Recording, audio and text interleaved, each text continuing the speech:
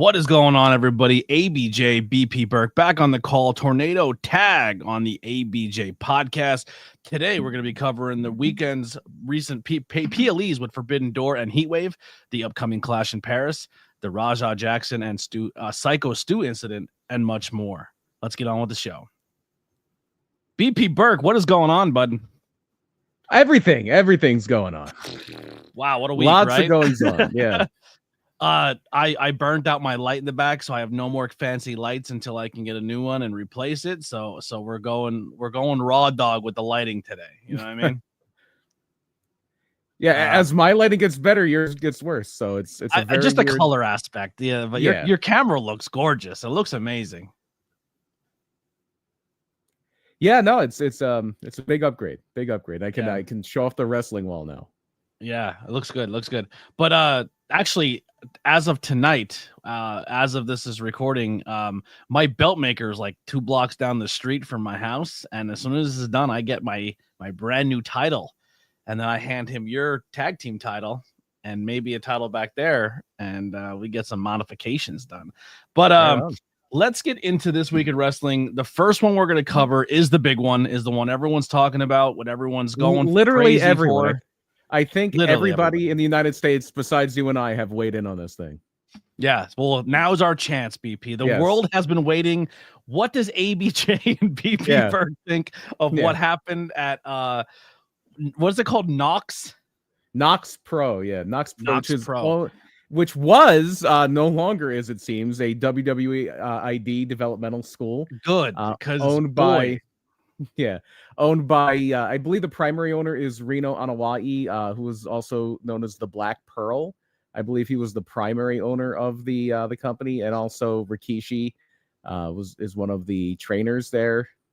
Before we get into the incident, let's just talk about the locker room of this place. As of someone who we've been in some pro wrestling locker rooms. Yeah. What do you think of how it's getting? Well, I mean, the thing with this, and this is kind of the crux of like what my limited expertise would say, you always have to be so careful when you're doing anything with a non-wrestler. And I've never been in this situation, but that goes double if that non-wrestler is like a boxer, an MMA fighter, a Muay Thai kickboxer, something like that, where if things go south, they could get ugly very quickly. But yes, by and large, if you're dealing with somebody who is not a wrestler, who is not with it, you really have to be very delicate. And that starts from the top. That starts from ownership, management, booking. You have to be careful. Yeah, I did think it was very entertaining that they kept saying, we'll talk to the president about it. We'll talk to the president. If I ever went to a promotion and they said, go talk to the president, I'd be like, I'm fucking leaving. What are we doing here? So I will say this. The president, I didn't see this, the president of the United States? Yeah, no, they they treat their wrestling school like a fucking motorcycle club. It's wild to me. Yeah. Like the president.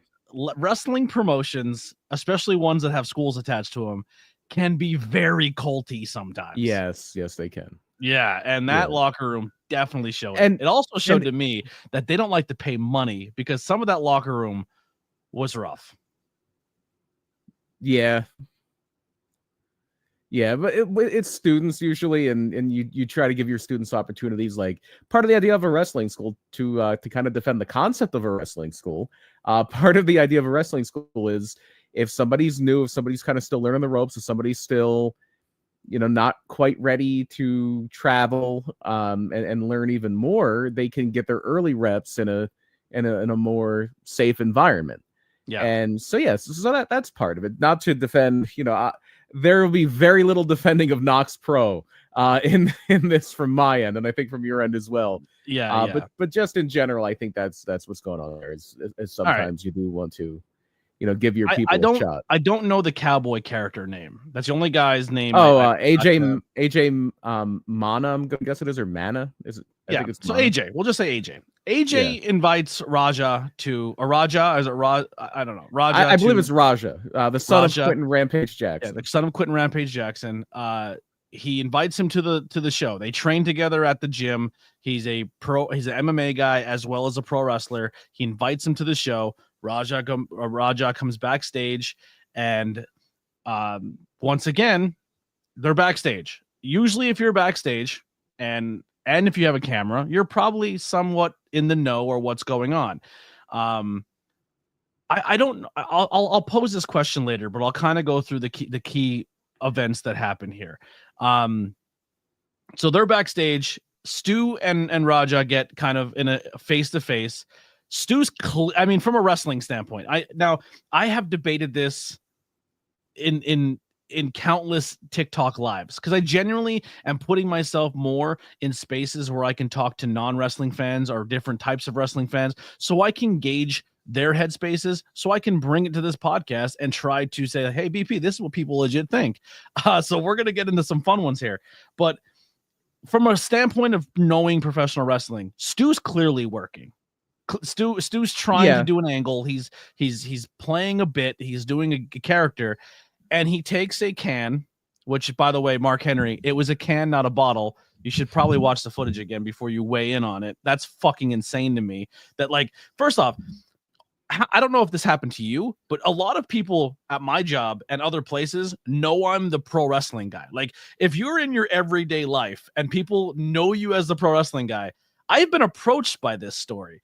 And this is something that affects the business at every level, from fans to everybody. This is a rough story for us as a business. You know what I mean? So to not get a detail as a bottle, that's crazy to me. But anyway, go watch Mark Henry on Busted Open. I'm sure he has amazing other takes. He dropped the ball in this one.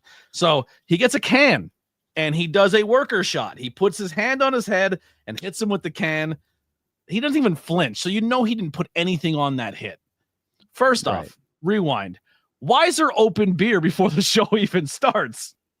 Well, it's a wrestling show, so there you go. Well, I'm just going to put that out there. There's one strike on your promotion right there, that dudes are drinking before the show. Don't like that. Yeah, I'm not a fan of it either. Yeah, no one after the show, drink all you want, as long as you're not after your match. After your match, have a beer, but stay out of everyone else's way who still has to work. If you want to have a beer or smoke or whatever you do, have your match and then stay the fuck away from everybody else and enjoy what you do after your match. No beef with that. But pre-show, before anything happens and there's open cans, not good. Not good. Yeah. All right. That's true. Yeah. So they immediately face off. I don't like that. He feels disrespected. It gets tense. Stu immediately realizes, oh shit, I fucked up. He's not a worker. He goes to apologize. No apology accepted at the moment. They keep talking. Insert Oos. He's like, Oos, we're always working. We're going to do a whole angle. You're going to come in on his match and we're going to do this whole thing. Horrible take. Because they still have not shook hands yet. And then eventually they shake hands. They agree, hey, man, I understand, two different worlds. Everything's cool. They separate. Now the camera follows Cowboy Dude and Raja. Cowboy Dude is like, hey, man, when you get in there, I want you to beat the shit. I want you to hit him. I want you to get your receipt, buddy. I want you to go in there and hit him as hard as you can, and I'll come in there and pull you off of him. Spoiler alert, that never happens. That did not happen. So this dude is telling his student or his training buddy at an MMA school to go in there and physically hit one of his brothers. Horrible. Yeah. There's no condoning that whatsoever. Right. No, not at all. And now I know, I guess the latest on this is AJ Mana has now gone on a podcast and said he has the full footage and he's going to countersue people and you can have the full footage. You're on audio saying go in the ring and harm him. Right. Now there was a little bit of translation words there where he kept saying, I want to get my get back. And he keeps saying to give him a receipt. Now in those two worlds, they're two different meanings. Right. Getting your receipt and getting your get back are two wildly different things in the streets and pro wrestling. Right. So there's a lot of terminology here that does get lost in translation. Now, the whole time this is happening, the show, I guess, goes on. They're sitting ringside, and the Kick chat, which is a different platform than YouTube where you can say and do whatever you want on that platform. Have fun, right? Freedom of speech. So this chat is trolling Raja and firing him up and saying he's a punk and saying he's a bitch and saying that he let that man hit him with a can and da da da. So he's reading the chat while the show's going on, and he's getting fired up even more. Right, yeah. Which doesn't help, because then he starts saying to the chat, they've agreed that I can go in the ring and do things. I don't care. I'm going to hurt this man. I don't care what the agreement is. I'm going to beat him till he's hurt. That's admitted homicide, admitted attempted murder, admitted assault, whatever it may be. That's proof, right? Like, I mean, case closed, in my opinion, right there and then. Oh, obviously, and that what that is not is a receipt. A receipt is, okay, you caught me. You know, a receipt is like just trying to get somebody back in line, saying, okay, I owe you one, and I'm going to get my one. Not you try to work an angle with me that you and the culpability for Syko Stu is, but yeah, you probably shouldn't have done that without.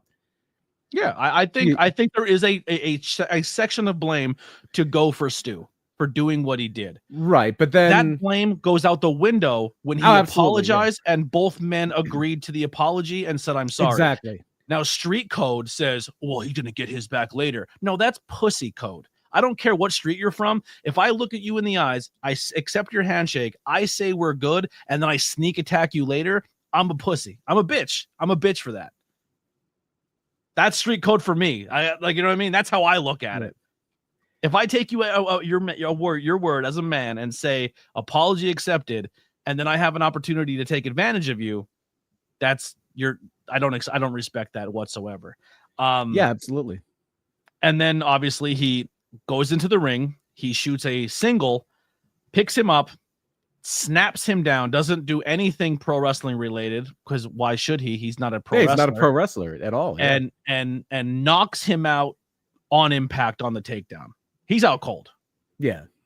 There's no hands up, there's no defense, there's no nothing.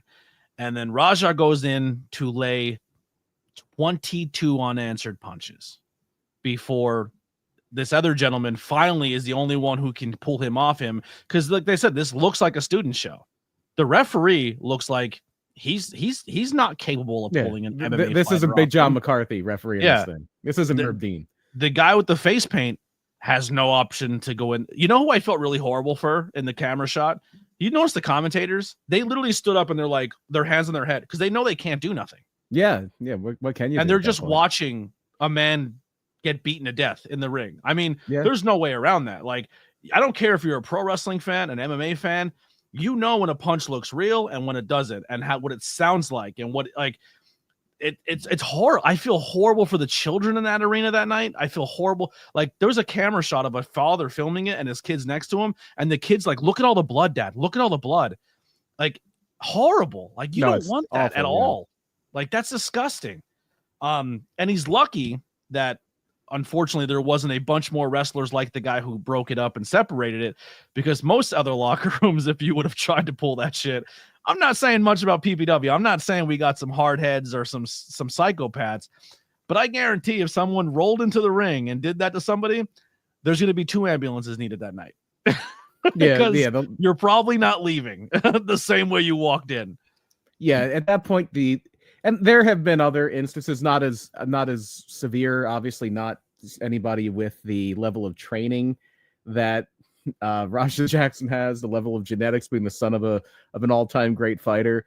But there have been instances where like fans get unruly or somebody jumps in the ring. It's usually handled very quickly and very efficiently, even on an indie level. But yeah, obviously this one's a little bit different, and everybody's just like standing back and going, "What the hell?" Except for, you know, the one guy, and his name is escaping me. I feel bad. Yeah, I don't remember his name, but he's a hero. And the interview he did was right on the money. Like I couldn't imagine. Like I fear every time I go to a wrestling. I don't mean, it's not like it's a constant fear, but I genuinely get a little bit of anxiety every wrestling show. Like, I hope everyone leaves the same way everyone showed up today. Like, you don't want anyone to get hurt. And then on top, like, now You have a situation where a fan or an outsider goes in there and hurts one of your brothers or one of your sisters in the ring, and sends them to the hospital. They're missing teeth. They're choking on their own blood. Supposedly they had to do CPR on him to clear his throat in the ring. I bet, yeah, I bet. And the greatest part is, good thing we got the pin cover, right? I'm glad we covered him. Unbelievable. Wild. Like we had a mishap, and I'm not, this isn't to pump up PPW or me or anything like that. We had a mishap where somebody took a shot to the nose or to the cheek or wherever, and I'm sitting backstage. I'm in Gorilla, and I'm looking, and like I see blood, and I'm like, we got to stop this thing. And I'm literally about to get up and run out, and then I realize, okay, they're going right to the finish anyway, and the end's the end, and everybody was okay, thankfully. But yeah, you're right. Like that, my biggest concern anytime I'm doing a wrestling show is I hope nobody gets hurt. That's it. And unfortunately, it does happen. Like it's happened to Joey Martinez. Just came back from a ruptured Achilles. We had a guy have a concussion at our last show. We've had a broken jaws. Even in training, like Adrian Soriano at PPW, he was our champion and tore his ACL training.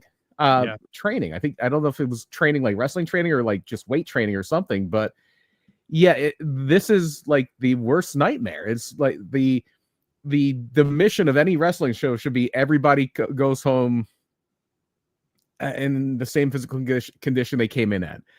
If maybe they're a little sore, maybe they're a little tired, maybe they're a little blown up, but you never want anybody to get injured, and especially from something that was so preventable, that was so insane, just like bad. It's attempted murder, literal attempted murder. Yeah, here's where the wrestling world, it's crazy, and I'm not condoning anything, but this is the wrestling world. There's people who think this is a work. There's people who think this is not real. Baby Doll has a track record of thinking it. If you're from a certain generation where it was a little more carny and a little the old guard now, and we're at a point now in 2025 where the old guard was really people who were around in the 70s and the 80s. They tend to think almost everything was a work, because back then everything was a work, because it was so insular and it was so isolated from everything, and it wasn't as open as it is now. Like there was nothing even remotely close to, even though it wasn't a full expose, there was nothing even remotely close to like that WWE Unreal show. That would have been heresy. Yeah, they would have sent somebody after you for a show like that. But so there, like a lot of those old school people are the ones who tend to think everyth's a work. Yeah. I mean, there's fans too. There's fans who are like, they're questioning it. Like, well, this is weird, because just like he said, why do we watch a man go into a ring, shoot a double, land 22 punches, hospitalize a man, and there's no police report, there's no arrest, there's no nothing as of right now. There's an investigation, and I would say give that time. Yeah, I would say give that time. If this is any other world, BP. Yeah, if it's a baseball game, the guy's carried out in handcuffs. Exactly. That's what I'm saying. Or if you want to say wrestling is theater, if you go to Swan Lake and somebody comes up and suplexes one of the dancers and starts wailing on them, yeah, obviously they're going to carry that person out in cuffs. Yeah, it's an interesting dynamic when it comes to that. Now, the other thing I want to pose, and I said this in a live, and people laughed at me, and people said, you're insane. That would never go down like this. I can't even believe you suggested it. And I said 3 days ago, BP, on a TikTok live, I said, there's a part of me that genuinely fears this will get buried and nothing will happen. It's because possible. The wrestling business is very known for protecting the wrestling business. If this goes to court or legal system, it is not controlled in-house, and there's nothing more than pro wrestling wants to do is control everything in-house. If there's crimes that commit, and we've seen it in professional wrestling, there's crimes that are committed sometimes in this business that get swept under the rug. You don't go to the police. You don't go talk to anybody. You don't get a lawyer. That goes under the rug, and no one talks about it, so you can protect the business. And then usually what happens there is bad people continue to thrive because people don't speak up. Well, in this case, I don't know if that's happened just because there is an active investigation and certain people are speaking up. And yeah, and the promotion did try to circle the wagons, did try to say, and that is a leftover vestigial thing from wrestling being such a closed society and being that type of thing. But yeah, it's an industry. Guy said in the chat, my dude, have you been living under a rock? The wrestling business gets exposed by the wrestling business like every day. We just said WWE Unreal is very, back in the day, that was taboo. Well, you couldn't do that. Yeah. But let's also not pretend that WWE Unreal isn't. Oh yeah, there's WWE Unreal is about as real as in certain aspects as Total Divas, where it's still exactly it's controlled. There was a Canadian reality show called World of Hurt, and the first season Lance Storm did, and there was a bunch of his students, and basically they did like a training camp, and it was just telling the story of everybody. It's probably famous now. Taya Valkyrie was on it. Tennille Dashwood was on it. There's a good one on Hulu that was at Evolve as well. Yeah, but this one was I remember hearing an interview Lance Storm did talking about how contrived it was and how like what was on the show, what was presented to the public was nothing like what really happened. Absolutely. To the point where every episode, there was a 10-episode series, and every episode was focused on one of the people on the show. And in one of the interviews, it would end with Lance Storm doing like a sit down and like going over them, assessing them, telling them what their strengths are, what their weaknesses are. And in one of those sit downs with the people he was working with, he said, "You know why you haven't made it in wrestling yet?" And they took that one time he said it, and they put it in every single one of those 10. And Lance Storm had isn't that Grapple might be, isn't that the one that Chase and Rance was on? No, this was Canadian I thought he showed up on a show and they did like, well, this is why you're not a good wrestler, and they like he was on like that's every reality show about wrestling. Unless it was season 2. Season 2 had Roddy Piper, but this was a Canadian tough enough days. Oh, yeah. Boy. This was a Canadian show, and no, it was this one was the only people of note that like became like mainstream names. Tom LaRufa, who was in NXT for a little bit, of Sylvester LaForte. Tennille Dashwood was on it, and Taya Valkyrie was on it. Yeah. Now, what do you think? And you guys can answer this in the chat as well. What do you think? I could even pose this to you as someone who helps run and produce wrestling shows, and I'm backstage at shows. Where do you think, from your mind state, seeing this and learning from a mistake of this, where do you, as a promoter or as a booker, look to maybe adjust in the future going forward for your own promotion? And what do you think comes of this after all this is all said and done? Well, I think it's common sense that if you wouldn't try to turn this into an angle, like, and you would think. Well, no, but yeah, no, then that's like that is like an old, again, that's like a vestigial Carney thing of, well, we can make money out of this. Like even now, I'm sure their promoters are like, you know what? When he gets all healed up, there's money in a match between these. I guarantee people are already talking about No, there dozens of people are thinking about that. Dozens. And which is kind of gross, but no, yeah, it's completely gross. Like, yeah, if nothing else, first of all, Rasha Jackson should be in jail. Second of all, he should never be welcome at any wrestling show ever again. No, and neither should AJ Mana, in my opinion. No, I think AJ is just at fault of all this as Raja. Now, do you think Quentin Rampage Jackson has done a stint in professional wrestling? He's aware of the business. At what point in time, now, because this is hard for wrestling fans to wrap their head around, but there's wrestling fans and then there's non-wrestling fans. And I think for the most part, I would hope that most of the world knows that professional wrestling is theater, is scripted, is predetermined, is not real fighting. People are not out there trying to really hurt each other. Now, there's some times where they work a little stiff, but at the end of the day, they're still not trying to hurt one another. Do you think there's any excuse or any court of law where Raja could be like, well, I didn't know. I was told I can go in there and do this, so I That video with AJ Mana may be his escape card, because I was told to go in, and I was told by somebody who was part of the show that I should go in there and do this. Maybe, I'm sure he can afford a very good lawyer. That's going to help his case if it does come to that.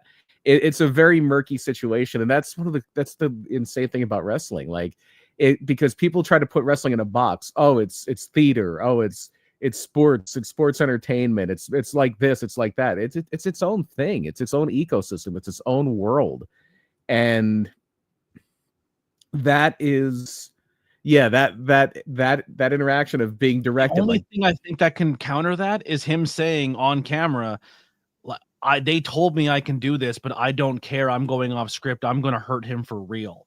Like that's the only thing I can think that can cook him in this situation. It's who knows? Like none of us are legal experts. None of us are. But here's my other take on this. You're a trained fighter. I mean, at the end of the day, if anyone's fighting anybody, you know that when someone's knocked out and you punch them that many continuous times in the head and face, like there's got to be a cutoff point. Like I'm not even a fighter, but I know if I go out in the street and I get into a fight with somebody and I knock them down and I kick them in the face while they're down, legally, I'm in trouble. That fight is over. He is on the ground. He's not defending himself. If I run over and soccer punt kick him in the face, that's attempted murder. You know what I mean? He's out of the equation, and then you went and took another blow. I mean, that happened in our area not too long ago. Like, I don't see a world where someone looks at this and goes, yeah, he got hit with a beer can, and I think the 22 punches were justified. That's right. Wild to me. Right there, and that's like it's because you can't argue self-defense. Obviously, there's a line between self-defense and vengeance, where you're not defending yourself at that point. Yeah, you're clearly not, and it's one of those tricky situations where there are a lot of variables and there are so many different parts that get into it. But I mean, it's unfortunately, and I'm not trying to make a blanket statement about people who are in combat sports by any means, but like this isn't the first incident. Like McGregor has had a lot of nothing to this level, but the closest thing I can think to this was War Machine, John Kuppenhaver, and who almost killed his girlfriend, like legitimately almost killed his girlfriend. And a lot of and not I'm not going to say a lot. I don't want to unfairly throw negative light on people who are into MMA or boxing or anything like that, but some of them have short fuses, and it's I would be very leery. You were asking like how would this inform like what you do is like running a thing, and again, I would be very leery to do an angle unless it was somebody who was very with it and very very into like understanding what professional wrestling is. I think it's always tough when you do like the MMA fighter angle or the boxer angle or things like that. You have to know that this person is able to do business. And my understanding is Roger Jackson wasn't there to do business. It's a thing where he was just coming as somebody's guest. Somebody's like, "Oh, I'll work an angle. That guy looks like a worker. Let's work an angle." And then it gets blown grossly out of proportion. But at some point, somebody somewhere needs to step in. And unfortunately, one person that stepped in seems like they threw gas on the fire, which is not a great look. Yeah. And honestly, like you talk about the MMA world, I'm an MMA fan. You're an MMA fan. For the longest time, I was a Connor dude, man. I was like, man, this guy's super entertaining. This is fun. This is until honestly, for me, the dolly through the window and then the brawl in the stadium after the paper. Like I remember watching that as an MMA fan, and I was like, I'm done. I'm out. I'll go to pro wrestling. And everyone's like, why? Like, that's like, I'm like, because like I liked mixed martial arts because it wasn't the dude bros who were out there beating each other's heads in, who looked like had no self-control or self-discipline. The best part about MMA at that for a while was like they had self-discipline.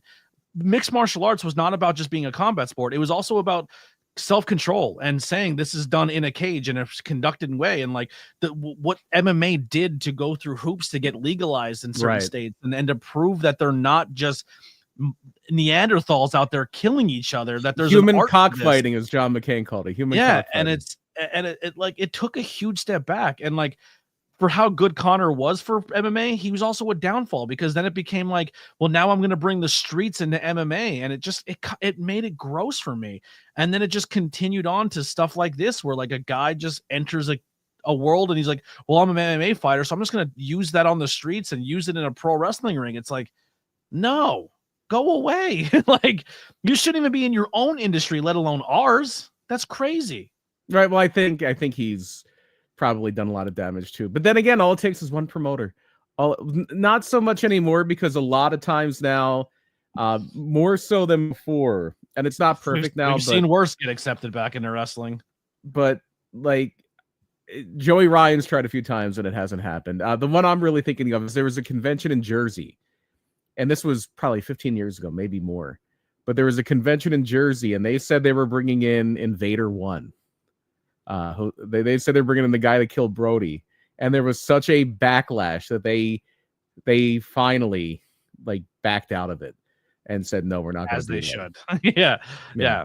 Like, pro wrestling has a body under its belt in a locker room that no one got in trouble for. Right. And a lot of that was a lot of what they're trying to do here is like that kayfabe, circle the wagons, and yeah.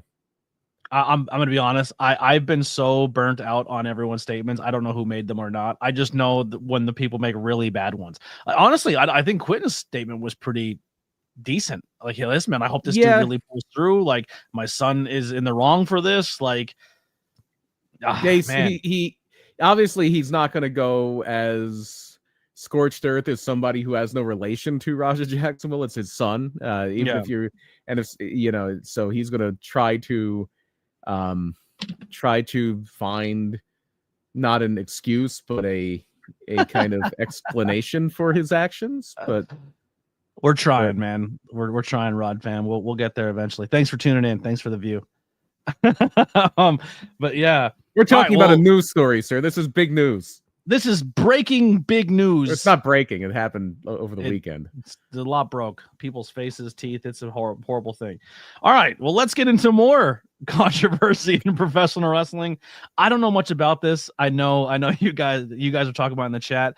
What's going on with the union and AEW? People are mad. It's more of a publicity stunt than anything, it seems. You're Philly people. Yeah, Philly's a union town. Philly's a union town. So that it tends to happen in things like this, where I guess the stagehands union, it's called Local 8. They do like stage crew stuff in Philadelphia. They had a picket line out in front of Dynamite on last night because I guess they're alleging that the stage crew at the 2300 Arena, they're concerned that they're not making.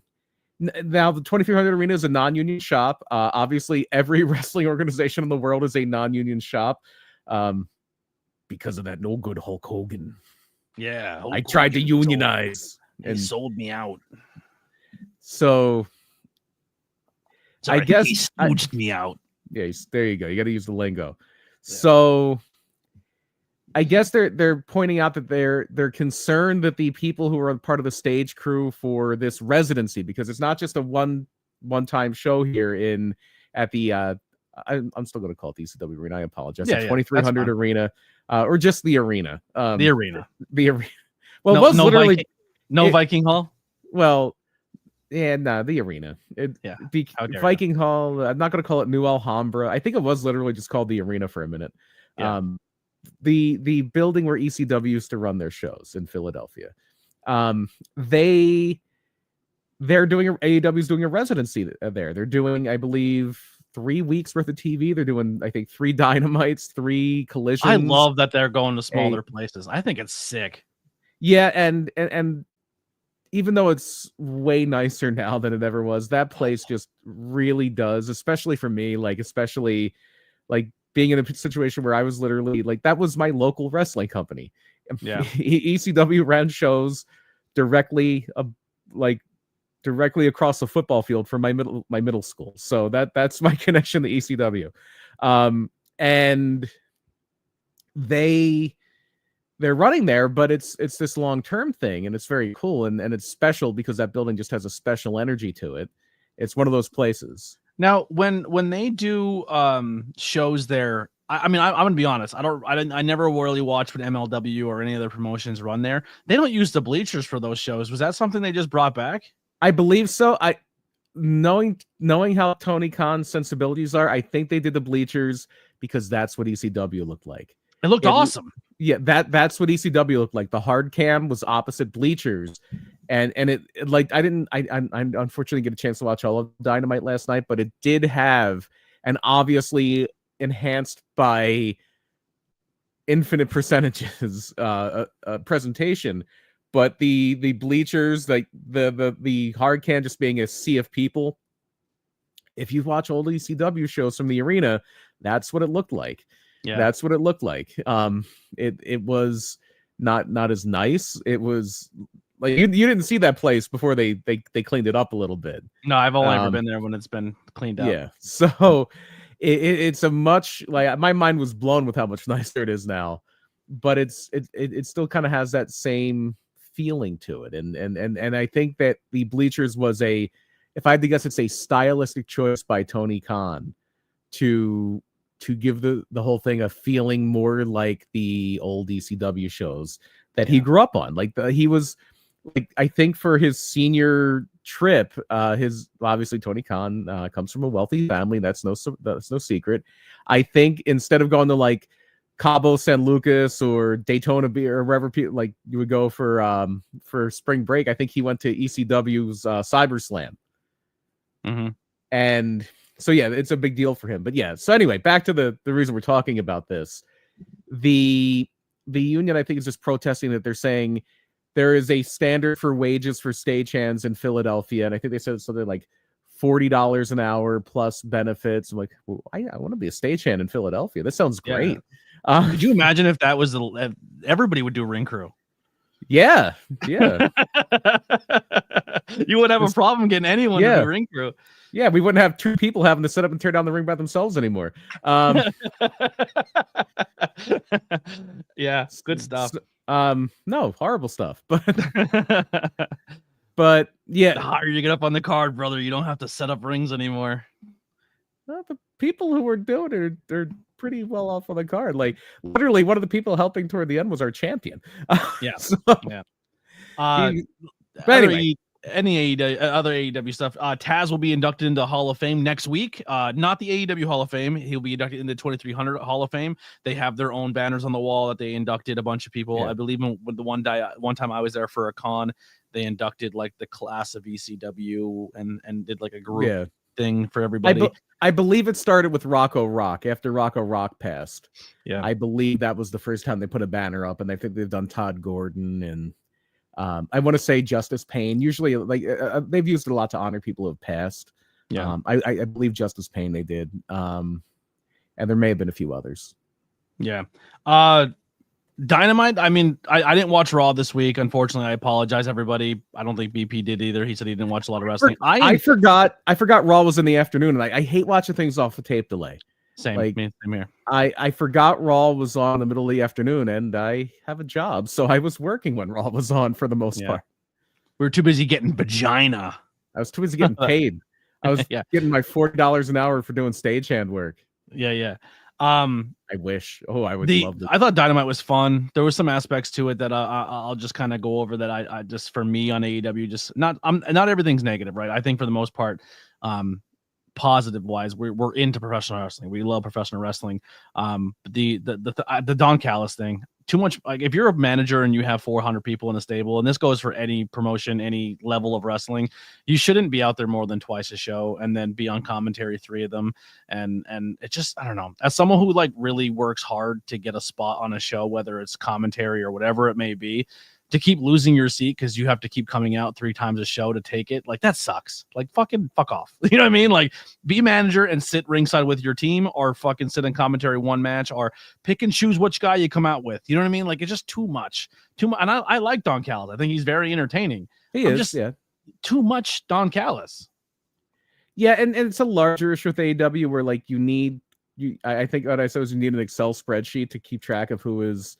How does his stable not have every title? How the Death Riders took over the company with 4 people. He has 9. How is Don Callis' family just not running through the whole company?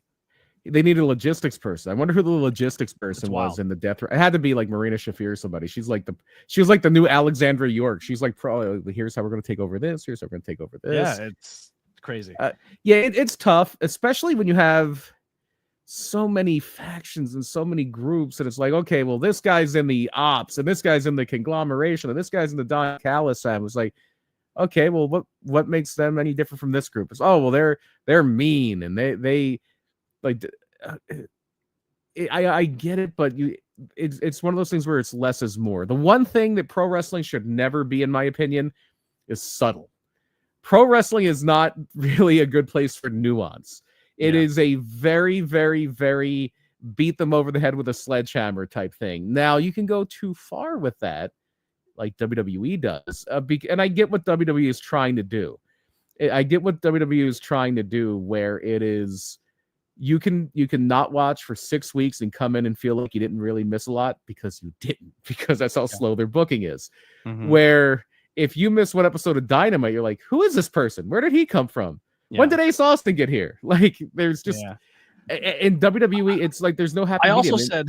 I also said during the pay-per-view too, and we'll cover this later, is like WWE's booking is like me versus you. I win, you lose, we move on, we get to the next person, and a new fight happens.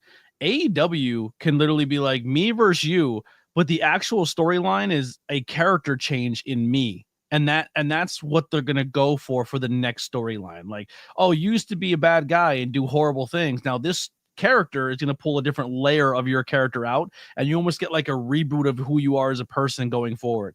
I don't mind that. It's like very comic book story driven. Like Superman finds a new weakness, but learns how to overcome a mental block he had in himself later on. Or like Peter Parker struggled with this, but this villain taught Peter Parker to overcome his adversity.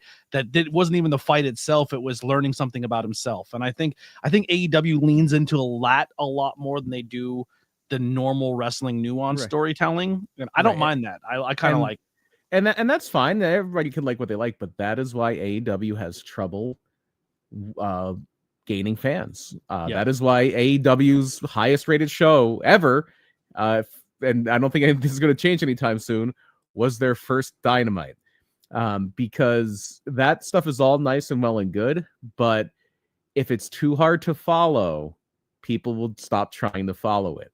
And I feel like they don't insult my intelligence too bad. We're WWE, I'm watching Sesame Street wrestling. Right, and you are. No, you are. It's WWE is the McDonald's of wrestling. And to the point where one of the things that McDonald's has prided themselves on is a standard of quality. So if you go to a McDonald's in Pennsylvania, or you go to a McDonald's in California or Texas or New Mexico or Wisconsin, you're going to get the same level of service. Is it going to be the best burger you've ever had? Absolutely not. But it's going to be consistent, and you know what to expect from it. And that is what WWE has gotten really good at. They have standardized their product. And that's good because there's going to be that level of consistency, but it's bad because they've standardized their product and it's not special. And I'm sick of eating the same burgers. I need a different burger. Where AEW is like, I'll give a perfect example of what AEW is. AEW is like, there's a place here in the town where I live. And when their wings are good, like when you order like buffalo wings from them and they're good, they're the best wings in town by far. And then sometimes you order their wings and you order like double sauce, and there's like, they may have splashed a little bit of buffalo wing sauce on them. That's AEW. There's very little quality control. They're trying to do too much. I wish there was a middle ground. I wish there was a middle ground between WWE, which is just so repetitive and so just but at least not having the middle ground. Like, I'm aware of that. Like, I know what you're saying about AEW is completely correct. Like, where they're sometimes it's high, sometimes it's low, but I feel like they're starting to level it out a little better now.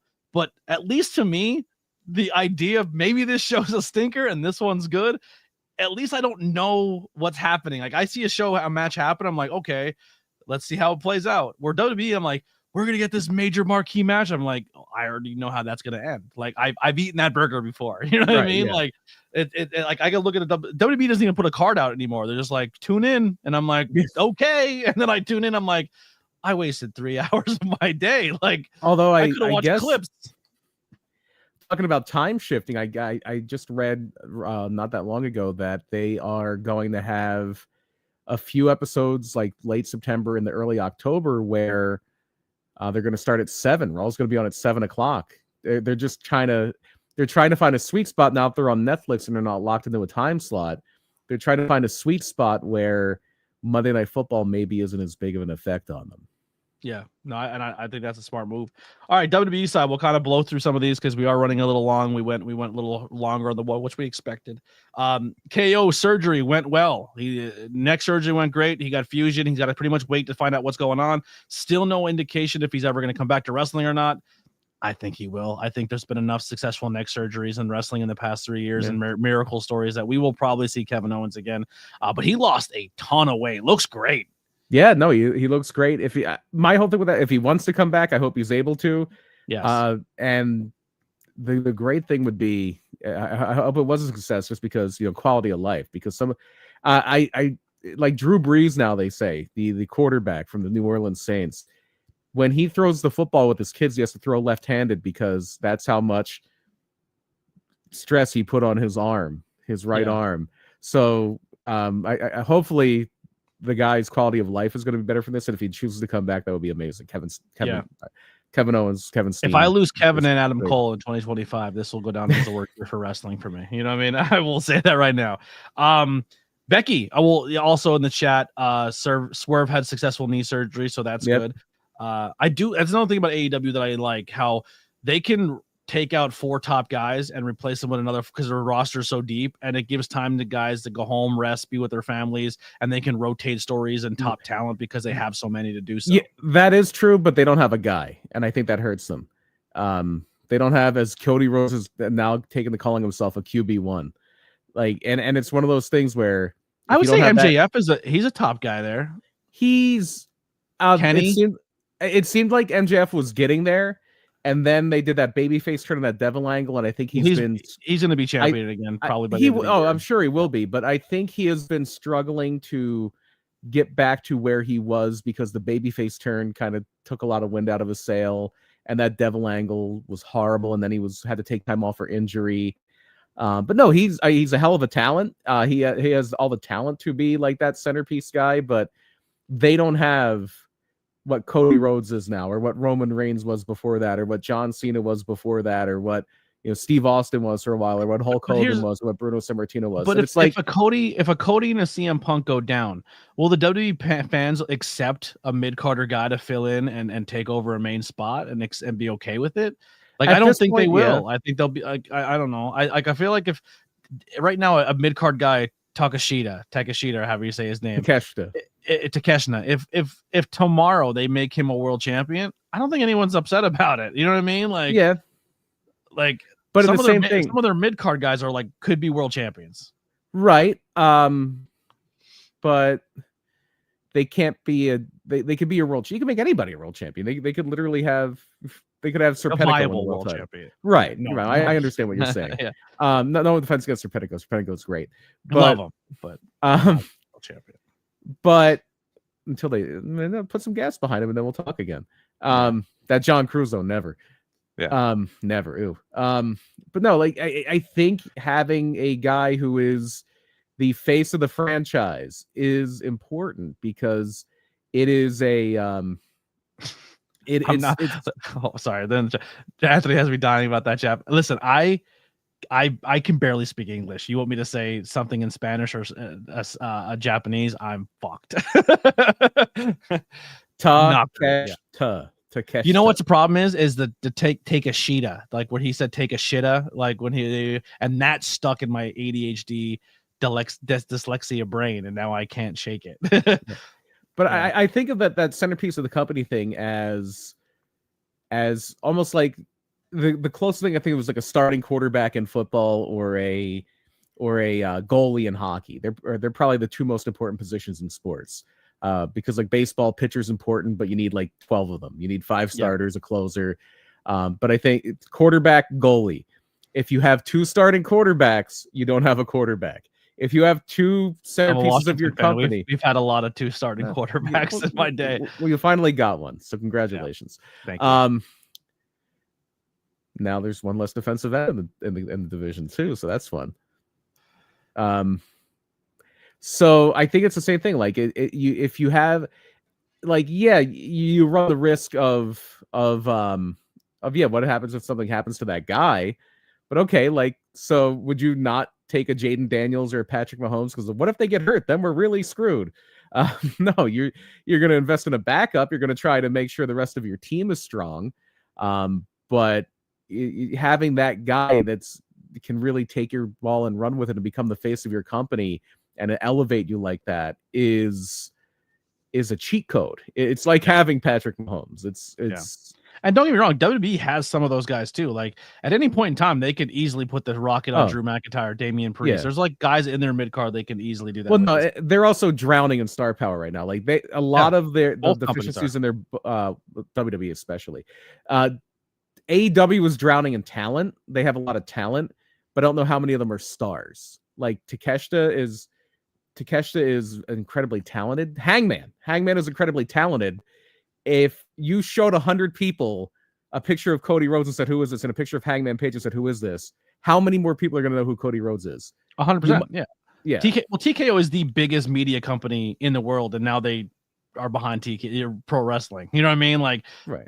AEW will never compete with that media. Like, if the media is on your side, you're winning, and that's the WWE's gonna have that for forever. Like, even if the WWE has the craziest controversies, they'll still find a way to get out of it because they control the narrative and they're also the brand name. They're also the brand name. They're the Coca-Cola of pro wrestling. Yeah. All right. So Becky went to Brisbane and said some stuff about Aussie. Now I don't think she said anything. Brisbane they were in. I thought it was in England. Was it in? I forget where. Yeah, but Aussie's from Brisbane. And that's the city they were in. That's why they said. She goes, I would never be in Brisbane, and the best thing that ever came from this city died last month, and I would have, if I didn't go to LA, I would have died here. I don't think you have that town right. Brisbane? Am I saying it wrong? It's the same. I've been listening to this book. I hope I get Brisbane, Australia. I know. Birmingham. Sorry, I knew it was a B. Birmingham. That's where they were at. WWE's in Birmingham. They were in Aussie's hometown. Whatever. Okay, it's fine. Not Brisbane. Birmingham. Yes, they were in Birmingham, and that's what she said. That I don't think what she said was out of. Okay. All right. There we go. Yeah. I don't think what she said was out of line. I think that's pretty on the par for a pro wrestling heel. Like, your town sucks, and that's why your celebrity left here and never lived here again because it's a dump. Like, I don't think she was disrespectful to Aussie. It's very boilerplate. It's very boilerplate pro wrestling heel. Like, we were just talking about MJF. Imagine the things MJF would have said. But you're a drug addict, his animal killing. He would have went hard on the Aussie stuff. Right. Yeah. But I mean, yeah, I don't have a problem with it. It's a pro wrestling heel thing, but Ozzy was so beloved. He just died, and which in pro wrestling is the best time to do it. right. But again, like the rest of what we've established today, the one thing we've learned is pro wrestling is a little bit different than the rest of the world. It is. And now, but now WWE's in this corporate mindset. This is one of the downsides of being the McDonald's of professional wrestling is if MJF does ever come over to WWE, and he probably will at some point, you would think, maybe he won't, but he would have to tone his act down a lot because what WWE is doing is they are just going to do whatever they can to not rock the boat and not make things, and that's why for the longest time, and then they finally did it with this whole physical fitness thing because they're trying to grease the wheels of Congress to get this boxing act overturned. And that's the only reason they were they're putting Triple H and Trump all over their TV is they were trying to kiss the ring so they can have stuff happen. It's the same reason Skydance fired Stephen Colbert. It's the same reason, you do a little song and dance for this administration and you get what you want. So, but other than that, they are notoriously trying to avoid any sort of public backlash. They're trying to avoid ever alienating anybody.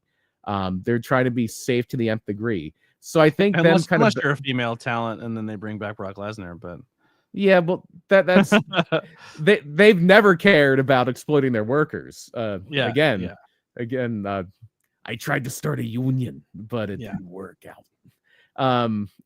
They never care about exploiting their workers. Their workers are not important to them. The thing that's important to them is money and publicity and public relations.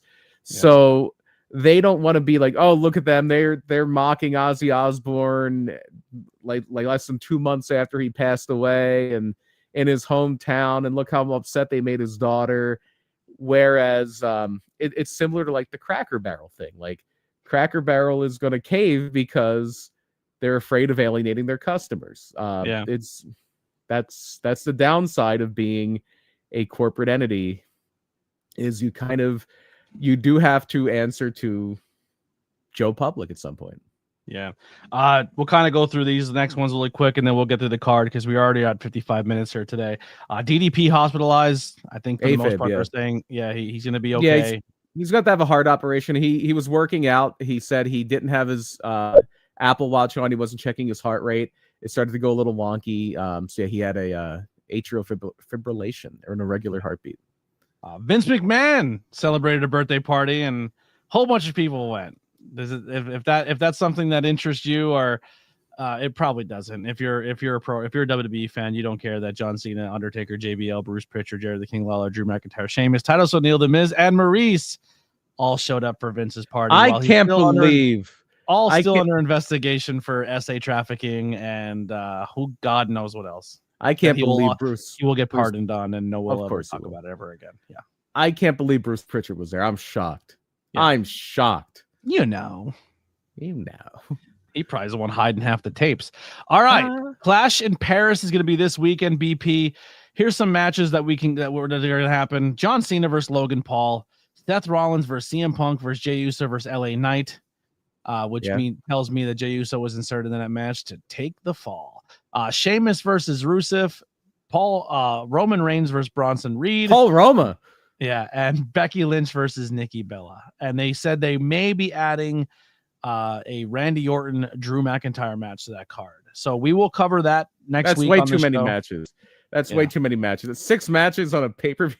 Are you out of control? Yeah, that's too much. Well, meanwhile, and that's AEW's pre-show. Yeah. Well, we'll get into that. And then NXT Heatwave, we had Obafemi versus Javon Evans.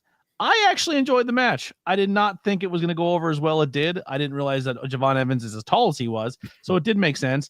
And Oba picked him up and Spike Dudley'd him like Bam Bam Bigelow out of the ring through a commentary table, which I thought was a sick spot. I thought that was Obafemi is a star. Yeah, he is a star. He's got so much charisma. He's got such a presence. He is a star. Yeah. Who do you got for Nikki versus Becky? I think Becky retains. Becky, unless they press a like 2% chance they press a panic button over this Kelly Osbourne thing, but I doubt it. Yeah, Chelsea Green and Ethan Page took on Tyra May Steele and Tavon Heights. This Tyra May Steele has like the craziest lower body I've ever seen on a human being. Her legs are wildly huge. Like she is a monster. Legit Olympic gold medalist.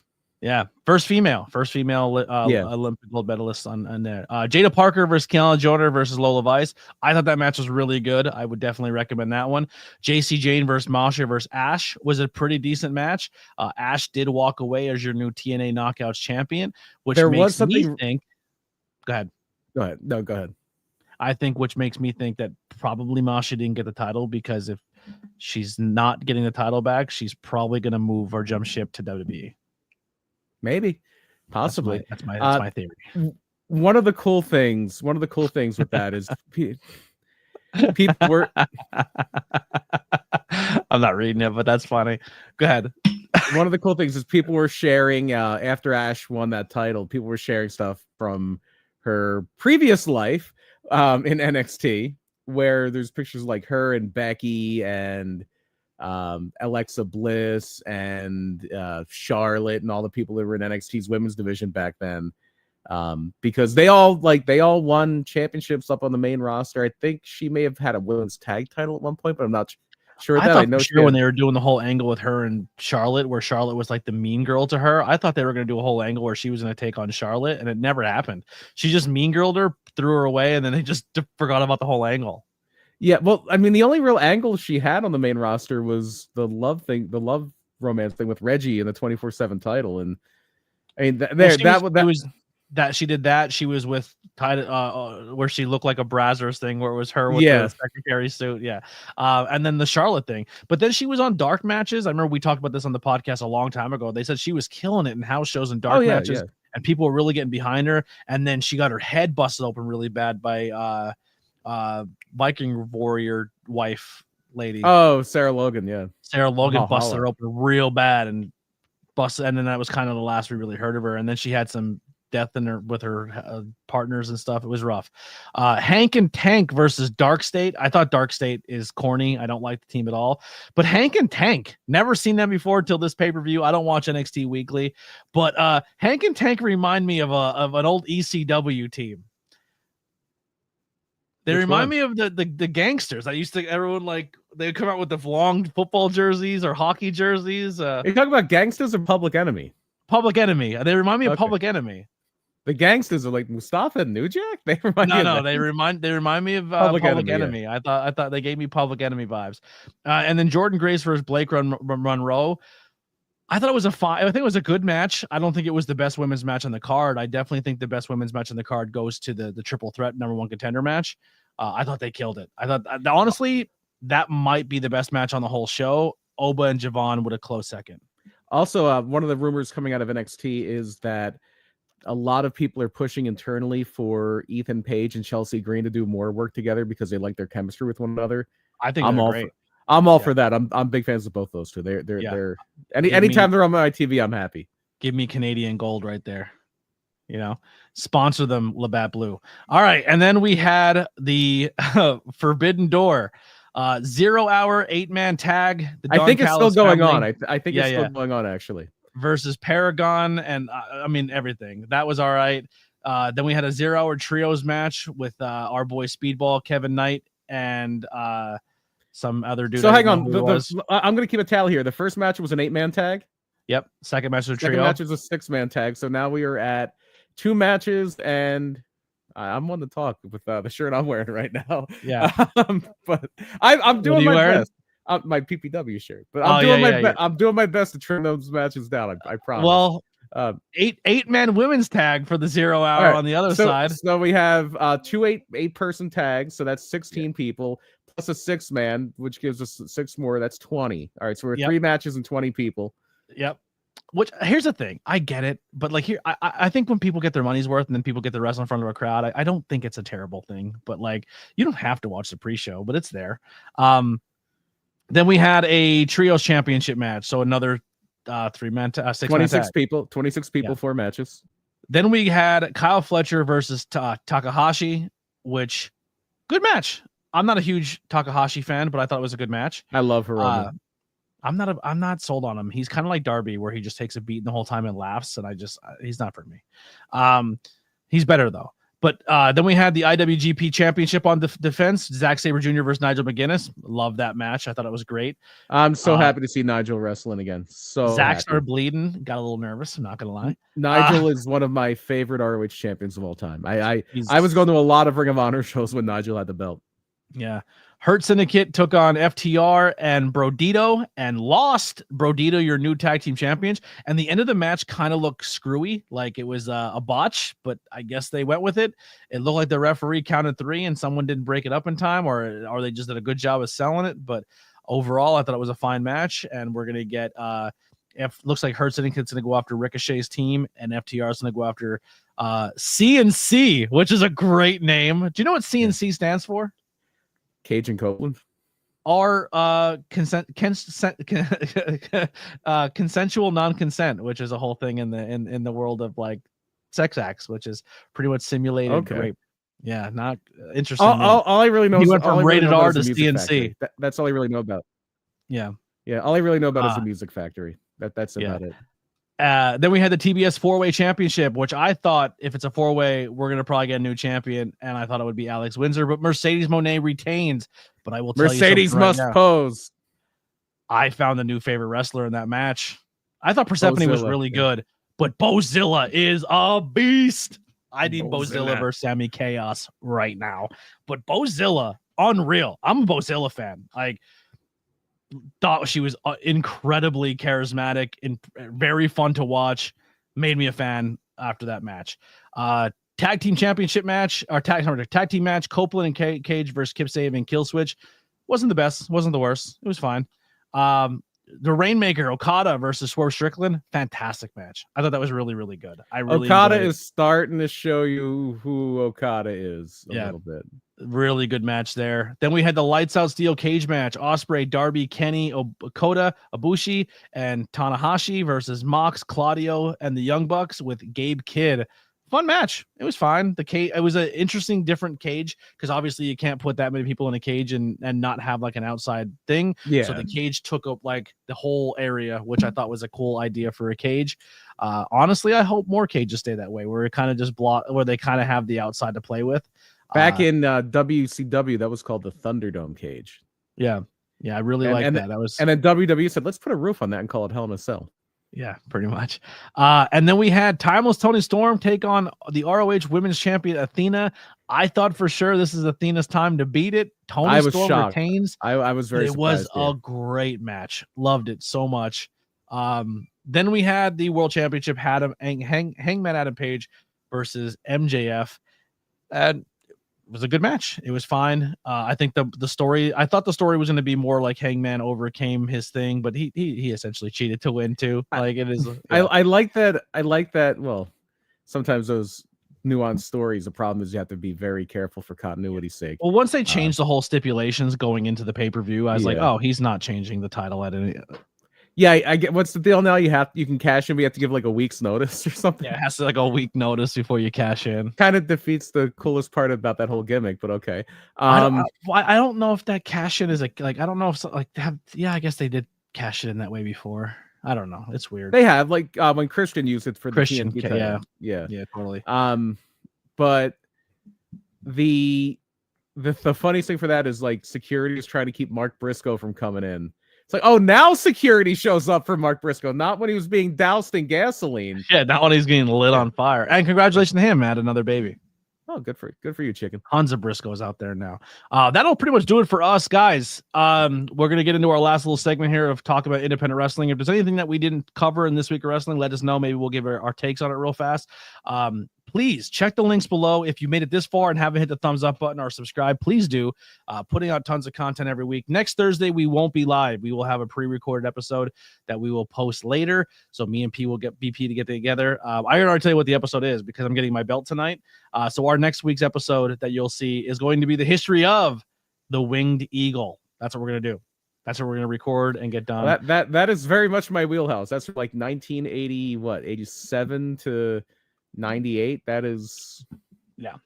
So that'll be a pre-recorded episort that we'll talk next week, and then the following week after we'll cover everything we missed. 2 weeks of wrestling. We'll have to tell the Stu Hart Reggie Parks story, because Reggie Parks designed that belt, and yeah. Well, actually, it's more of the Owen Hart, Stu Hart, Reggie Parks story. All right. We'll cover that. Also, the links below to follow us on social media. If you want some merchandise or anything like that, it is there. We got some t-shirts for sale. I will be at Fightertainment BP. Yeah, he's missing it, unfortunately, but I'll be at Pilguru tomorrow night for Fightertainment. So come through if you're in the Pottsville area and come watch us perform at Fightertainment. And then on September 13th, come out to PPW. So one of the things we announced already tonight, and one I'm going to announce as soon as I get off of here, we did announce the seminar.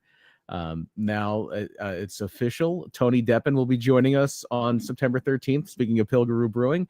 But Tony is going to be doing a seminar for local wrestlers, anybody that wants to help learn the craft from somebody who was a very, very, very, very good professional wrestler. Tony Deppen is going to be... Do you think Tony just kind of comes to PPW, likes the locker room, and keeps coming back? Who knows? I hope so. We'll have to see. But the big thing here is that Tony's going to be doing this seminar. It's only $20, which is a bargain. If I was a wrestler, I would be lapping that up. And the proceeds are going toward Jeff Cannonball and his fight with ALS, as are the proceeds for Fightertainment tomorrow.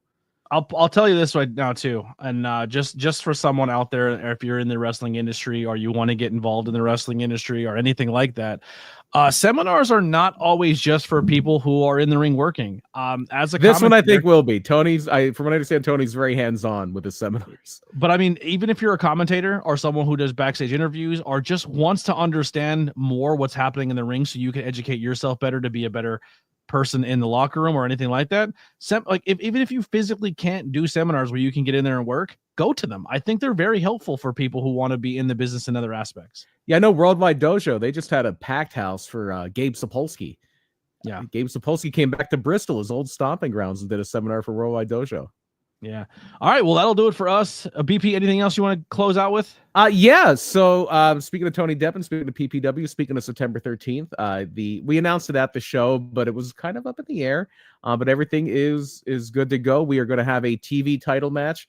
Our new PPW television champion VSK defending against a former Ring of Honor TV champion, Tony Deppen. I can't wait for that match. That should be a great match. And that is going to happen on September 13th at the Slatington Expo Center, Slatington, Pennsylvania. I got to see the name of the town. That one back. Yep. All right. We'll see you guys next week. Thank you, Hank. Thank you so much for hanging out with us this week on Tornado Tag on the ABJ podcast. Check out previous episodes. Follow us on all your favorite podcast platforms under ABJ Podcasts, and all of our stuff is on there. We do a wide variety of different topics, whether it's professional wrestling or interviews with independent wrestlers or musicians, whatever it may be, as well as horror movies, pop culture, beer reviews. We have a little bit of everything on the ABJ podcast. So make sure you check out the channel, hit subscribe, and we'll see you guys next time. We're out of here.